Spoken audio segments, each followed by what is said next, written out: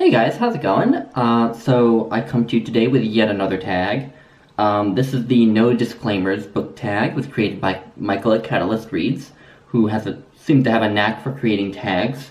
I'm jealous of his skills at it. But anyway, just a bunch of kind of grapey questions, which is kind of fun. So the first question is, which trope or tropes in books annoy you the most? And the one I went with was the alcoholic parents, or parent.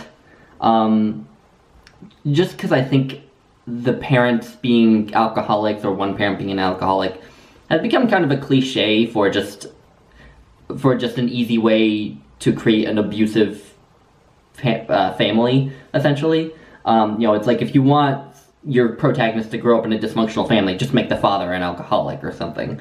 And so it's just, I feel like, become a bit of a lazy way of creating that that sort of sad background that a lot of protagonists have. Second question is, which writer or writers do you feel are overrated or overhyped? And for this, I went with the poet Ezra Pound. His poetry just doesn't do a thing for me. It's difficult poetry, like a lot of modernists, but with a lot of other modernist poets, like Wallace Stevens, there's a certain extent to which they're difficult but inviting. Like, you may not get everything they're saying, but the language is so beautiful, and maybe what little snippets you can get out of it are you like, and so that keeps you reading and keeps you coming back to them. But with Ezra Pound, it's just kind of incomprehensible gibberish. I don't know. I've just never gotten Ezra Pound and why he's lauded at all. So yeah, Ezra Pound, and he was also a supporter of Benito Mussolini, so he's also not a very good person. Number 3. What are your least favorite books you've read since joining BookTube?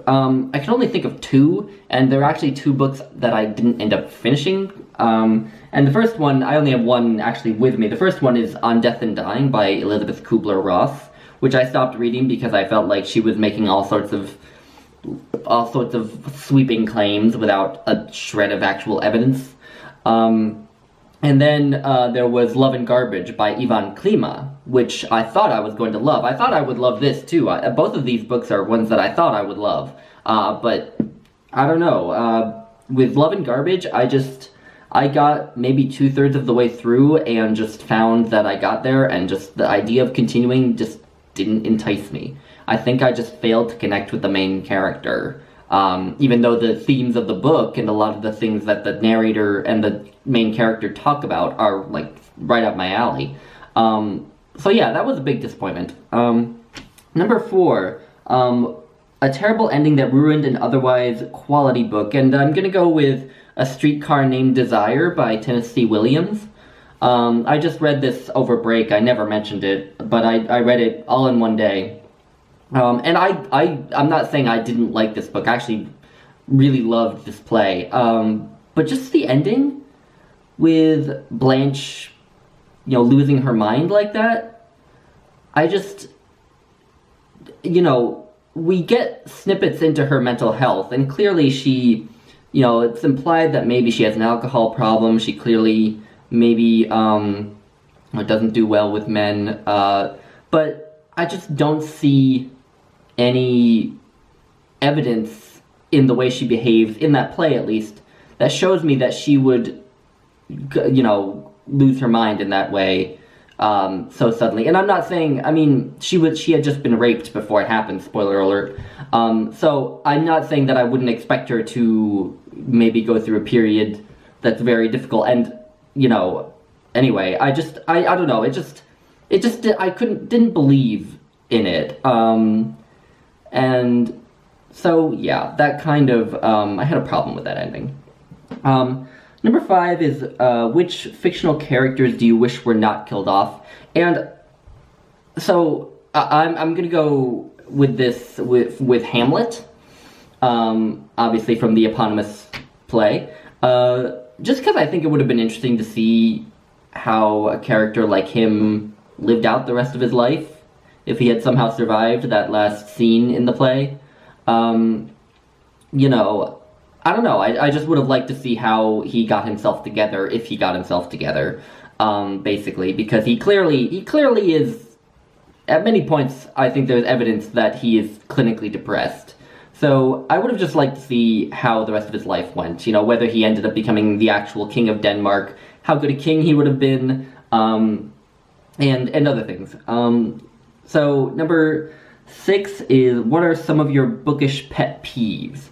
All right, so I wrote down a few. So the first mainly applies to fantasy novels, and it's breaks of exposition. There's this common thing in fantasy novels where you get through the first few pages, which are this really interesting opening, and then you get to like page 7, and suddenly it's dumping all this information on you and expecting you to process it all at once, rather than just showing you whatever that information is telling you throughout the story. So there's that. I tried to read a fantasy novel over winter break last month. It was His Majesty's Dragon by Naomi Novik, and the reason I dropped it after like 15 pages was because it fell into a break of exposition, and because I thought the prose was pretty bad. But anyway, next is an author who shoves the moral of their story down your throat.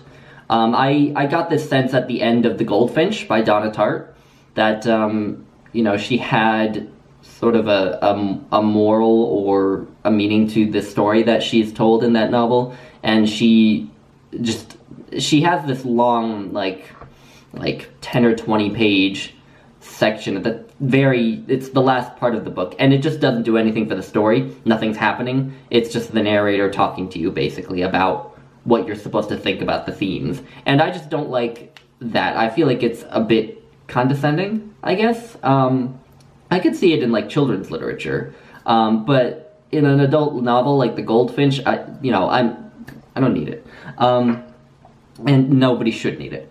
And then lastly, the last one I wrote down was nonfiction authors who make claims without providing a shred of data. And I've already mentioned how I bailed on Elizabeth Kubler-Ross's book because she made claims without providing any kind of evidence. So if you're going to make any kind of sweeping claims, especially claims that are central to some kind of argument you're making in your book, in your nonfiction book, don't just expect me to swallow it like an obedient puppy. I need evidence. Preferably data, in my case, because I'm a scientist. Anecdotal evidence is iffy for me. Anyway, but yeah, just making baseless claims. And number 7 is, what are some books you feel should have more recognition? So I picked out a few. First, I wanted to say The Human Use of Human Beings by Norbert Wiener. Just because it's very relevant to the 21st century, despite being published in the 50s. It's about cybernetics and automation, and how increasing automation will affect society. And he gets into a very sort of ominous section at the very end of his book, where he starts talking about how technology could be used essentially for social control if it gets advanced enough, and how dangerous that is.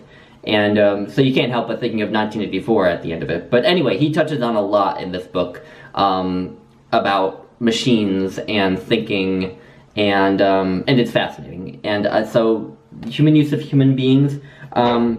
Next was The Power of the Powerless by Václav Havel. Technically, The Power of the Powerless is one essay in this collection. I'm just talking about the one essay by Václav Havel. Because it's just very relevant to what's going on right now, because it talks a lot about totalitarian regimes and how they function, and what keeps them alive, basically, and how to oppose them. So anyway, not to say that the United States has already become a totalitarian regime, just that if it seems to be becoming more and more like it, this will become ever more relevant. So, Power of the Powerless. The last one that I actually have with me is one I've talked about a million times. New Trail of Tears by Naomi Schaefer Riley.